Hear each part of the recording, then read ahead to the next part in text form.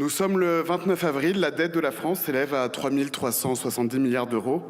Elle s'est alourdie de 65 milliards depuis que votre gouvernement est au pouvoir, soit 1 000 euros de plus par Français en 4 mois. Madame la ministre, je vais vous faire une confidence. Quand vous avez été nommée ministre du Budget, j'ai été touché par l'espoir.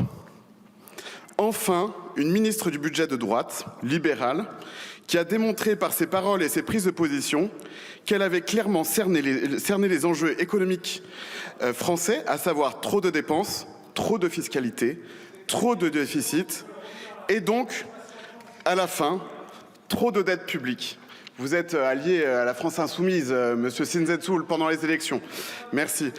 J'ai découvert que vous étiez satisfaite de la suppression de l'impôt sur la fortune, car vu comme un frein à l'investissement en France, que vous évoquiez le statut des fonctionnaires comme une entrave au recrutement, que vous aviez porté le projet de loi d'accélération et de simplification de l'action publique et que vous qualifiez les candidats de la NUPES, je cite, d'anarchistes d'extrême gauche. Un faisceau d'indices qui tendait à démontrer que oui, vous aviez compris les maux qui rongent la France depuis des décennies. L'espoir naissait enfin pour les actifs de ce pays qui pourraient désormais garder le fruit de leur travail. Les entreprises pourraient à nouveau investir librement, créer des emplois, innover, croître. Malheureusement, la réalité m'a vite rattrapé. Les Échos titraient hier, je cite, « La France, bonnet d'âne des finances publiques ». Eh bien, que nous ayons le record mondial de taxes, tel un gouvernement gauchiste, vous persistez. Hausse de l'impôt sur le revenu des retraités. Retour de la taxe d'habitation alors que depuis sa suppression, la suppression de la taxe foncière a explosé de 20% en moyenne et elle a même doublé à Nice. Pérennisation de la CDHR. Et Madame la Ministre, quand vous assurez qu'il n'y a pas eu de dose d'impôt pour les classes moyennes tout à l'heure, pardonnez-moi mais c'est faux. L'explosion de 50% de l'IS pour les plus grandes entreprises a taxé lourdement les classes moyennes puisque les salariés de ces entreprises ont vu leur intéressement lourdement impacté par cette disposition. Chaque mois, Madame la Ministre, chaque mois, c'est Nicolas qui paye. Il paye ses impôts, ses charges, ses taxes, sans fraude, sans combine.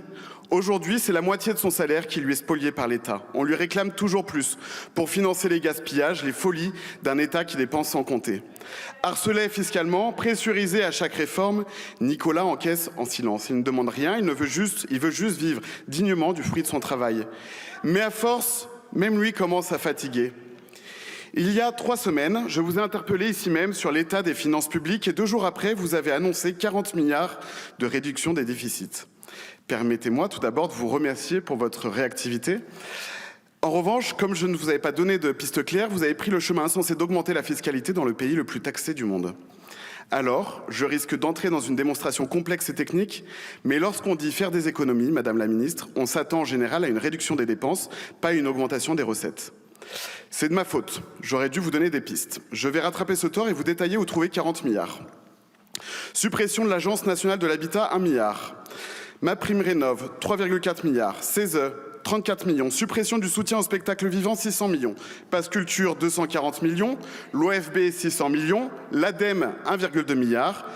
Programme de transition écologique, 1,15 milliard. Soutien public à la presse, 370 millions.